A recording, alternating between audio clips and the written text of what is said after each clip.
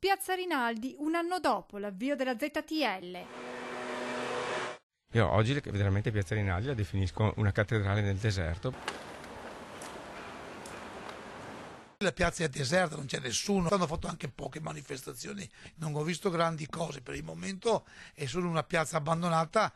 Piazza Santa Maria dei Battuti e Piazza San Leonardo, 5 mesi dopo essere state trasformate in zone a traffico limitato. Sono mesi che aspettiamo che le promesse vengano mantenute. Per il momento c'è questa situazione indecente. Il programma di pedonalizzazione va avanti. Cassugana prosegue nella realizzazione dei progetti che riguardano Santa Maria dei Battuti e Piazza Rinaldi. In questo caso manca però l'ok della soprintendenza per iniziare gli interventi e la piazza è così condannata ad attendere un altro anno per rifarsi il look.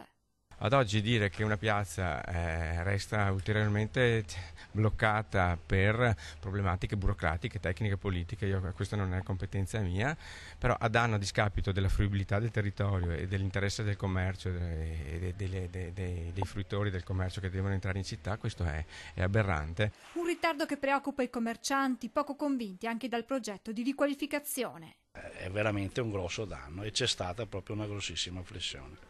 Questa sembra veramente l'ennesima presa in giro da parte del comune che ci priva di una ventina di posti auto. Dal progetto che so io, alla fin fine ci saranno delle panchine, qualche albero. Noi abbiamo bisogno di parcheggi per avere più gente in città. In città ormai si è proprio svuotata completamente. Un problema che qualcuno inquadra in un contesto più generale di una città che va svuotandosi. Purtroppo non c'è più nessuno che abita, vive e lavora a Treviso. Cambia la zona ma non il clima. In piazza Santa Maria dei Battuti i commercianti attendono il completamento del progetto di ZTL.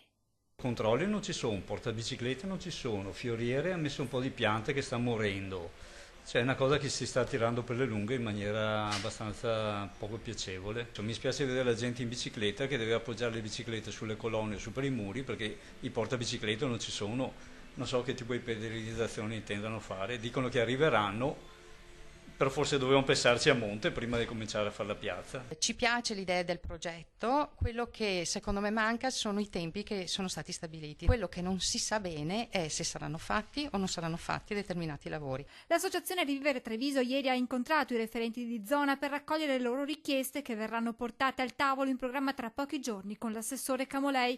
Quello che chiederanno saranno progetti e tempi certi. Che ci vengano spiegati e quantificati nel modo, nei tempi e nella riuscita successiva.